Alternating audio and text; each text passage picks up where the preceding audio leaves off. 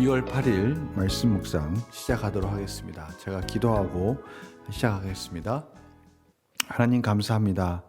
하나님께서 오늘도 귀한 말씀 주셨습니다. 성령님의 조명으로 저희들이 이 말씀을 밝히 깨닫게 하여 주시고 말씀이 능력이 되며 복음이 능력이 되며 말씀 안에 그 복음의 능력이 나타날 때 우리의 모든 문제가 해결되어지고 또 하나님 안에서 하나님의 섭리 가운데 가장 아름다운 회복의 역사들이 일어나는 줄 믿습니다. 저희들이 그 소망 안에서 또 말씀을 봅니다. 하나님 도와주시고 인도하시고 가르쳐 주시옵소서.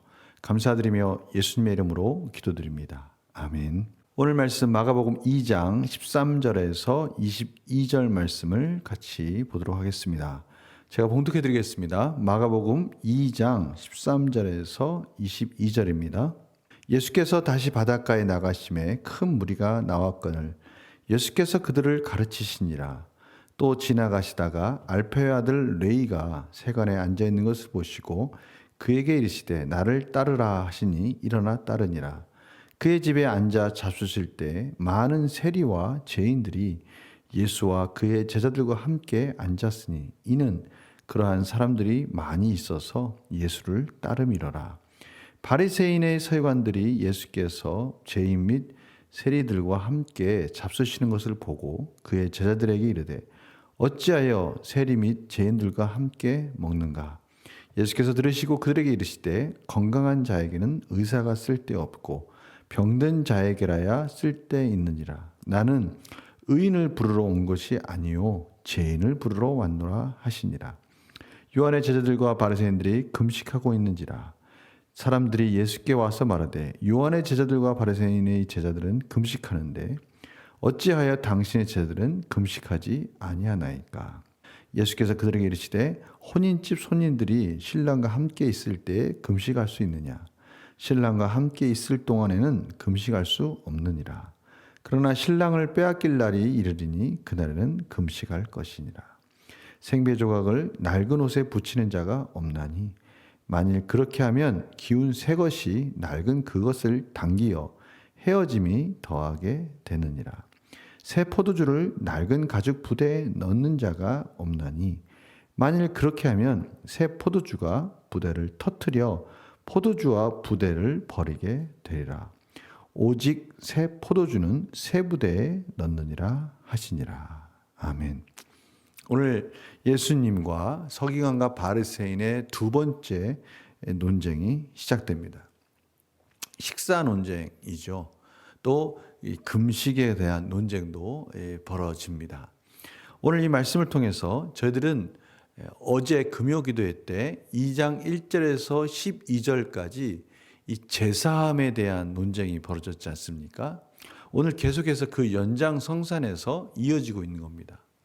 제사함에 대해서 권세가 있느냐라고 말씀하실 때 예수님은 중풍병자를 치료하심으로 말미암아 제사함의 권세가 하나님의 뜻 가운데 이루어지고 있다는 것을 확인시켜 주므로 제사함의 용서와 또 치유와 회복을 같이 이루어 가시는 하나님의 뜻, 하나님의 나라를 이루어 가시는 것을 보여주셨습니다. 오늘도 마찬가지입니다. 오늘도 레이가 세관에 앉아 있는 걸 보시고 나를 따르라.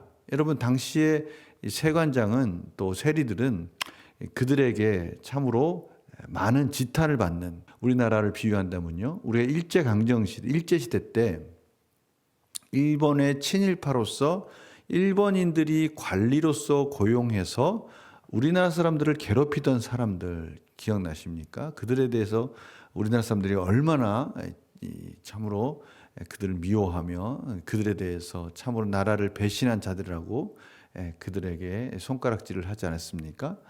바로 이 세리라는 위치가 그렇습니다. 로마의 정부로부터 세금을 걷어들이는 자로 임명을 받은 거예요. 그런데 이 세리들은 온갖 술수와 방법을 써서 로마로부터 걷어들여야 할 세금을 더 많이 걷어들이고 남은 수익을 자기 것으로 만들었죠. 참으로 이스라엘 사람들이 생각할 때는 죄인 중에 죄인인 거죠. 그런데 이러한 세리들과 이러한 또 많은 죄인들과 예수님이 함께 식사 교제를 나누었다. 당시의 식탁 교제는 그들과 한 부류라는 것을 인정하는 거거든요. 교제가 가능한 사람들끼리 당시에는 식탁 교제를 나눴습니다. 그러니 그들과 같이 식사를 하는 걸 보고 이 바리새인과 서기관들이 예수께서 죄인 및 세리들과 함께 다투시는 거 보고 그의 제자들에게 이르되 어찌하여 세리 및 죄인들과 함께 먹는가? 이것이 어떻게 가능합니까? 그런데 예수님께서 분명하게 다시 한번 예수님이 이 땅에 오신 목적을 다시 한번 선포하시면서 가르쳐 주십니다. 예수께서 들으시고 그들에게 이르시되 건강한 자에게는 의사가 쓸데없고 병든 자라에게 자라야 쓸데있느니라. 나는 의인을 부르러 온 것이 아니라 죄인을 부르러 왔다. 죄사함의 은혜를 베풀기 위해서 왔다. 죄사함을 받으라. 회개하고 죄사함을 받으라 라고 선포하시는 것입니다.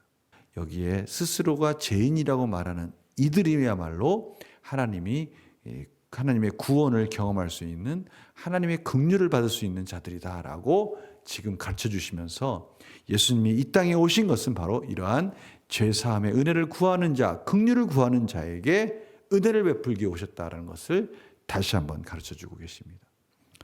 그러고 나서 바로 금식 논쟁이 벌어집니다. 왜 금식하지 않느냐? 제자들에게 왜 금식하지 않느냐? 지금 이 제자들은 예수님과 함께 다니면서 복음을 전하는데 지금 최선을 다해서 성실하게 그 일들을 감당하고 있기에 금식하며 그 일들을 감당하기엔 너무 버겁지 않습니까? 예수님께서는 지금 잔치가 벌어졌다는 거예요. 어떤 잔치요? 죄인들을 구원하는 잔치가 벌어졌다는 것이죠. 이것은 이전에 율법 가운데 구원을 얻을 수 있다라고 믿고 있는 그들에게 이제는 그 율법의 완성인 예수 그리스도가 바로 죄인들을 구속하기 위해서 이 땅에 오셨고 그분이 이제 하나님 나라를 선포하고 있는 잔치가 벌려졌다는 것이죠. 이 잔치 자리에서 금식할 필요가 있느냐? 지금 이 잔치를 열심히 그 복음을 전파하면서 같이 누리도록 그들을 초청하고 그 복음을 열심히 전하는 성실하게 그 일을 감당하는 것이 제자들의 몫이다라는 것입니다. 그 새 포도주, 그 복음의 새 포도주로 말미암아 이제 모두가 새 부대에 그 복음을 담아야 된다라고 말씀해 주고 계셔요. 새 부대라는 것은 무엇입니까? 믿음으로 말미암아 구원을 얻는 것이죠. 예수님 바로 그 복음을 완성하시기에 오셨다는 것을 오늘 말씀을 통해서 확인시켜 주고 계십니다. 오늘 보십시오. 새 포도주를 담을 때 낡은 부대에 담으면 이게 발효될 때 거기서 나타나는 여러 가지 이제 팽창 효과를 통해서 발효될 때 그것이 낡다면 터질 겁니다. 또 이 새 포도주를 담았을 때 그 발효되면서 부피가 팽창할 때 행여나 낡은 천들에게 새 천을 대면 그 벌어지는 팽창하는 그 속도가 다르기 때문에 역시 찢어지겠죠. 새 포도주는 새 부대, 믿음을 말미암아 구원을 얻는 예수 그리스도의 십자가의 은혜로 말미암아 구원을 얻을 수 있는 이 새 부대에 그 믿음을 말미암아 이제 새 포도주로 잔치 자리에 참여할 수 있는 것입니다. 오늘 바로 그 부분을 가르쳐 주고 계십니다. 문제 한번 풀어볼까요?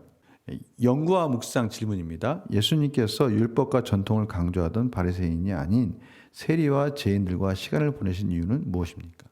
이제 뒤에 나오지만 율법과 전통을 강조하는 바리새인들은 구원을 예수 그리스도로 말미암은 구원을 갈망하지 않았습니다. 그들은 오히려 예수님을 이제 죽이려고 자신의 종교적 기득권을 지키려고 했죠.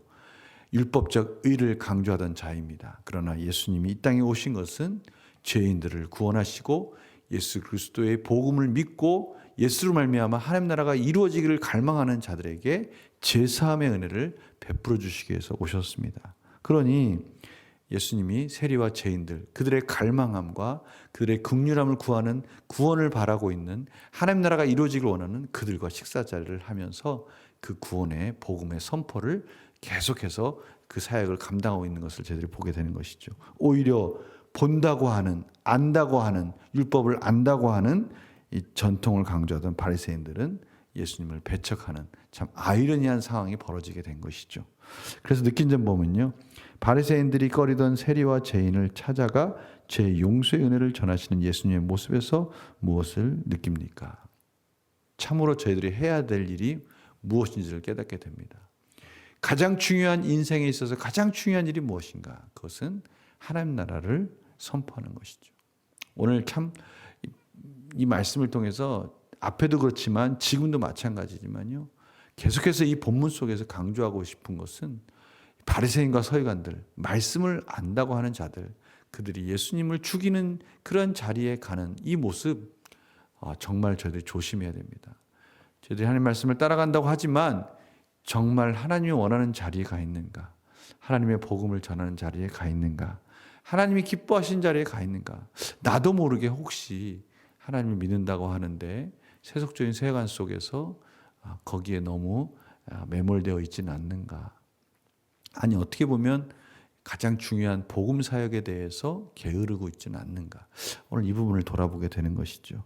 중요한 예수님의 죄사함의 복음에 전파하는 이 일들, 예수님이 바로 그 일들로 인해서 그 사역으로 인해서 사람들의 시선에 연연하지 않고 오직 하나님의 뜻 가운데 순종하는 이 모습, 이것이 저희들 가운데 있는가?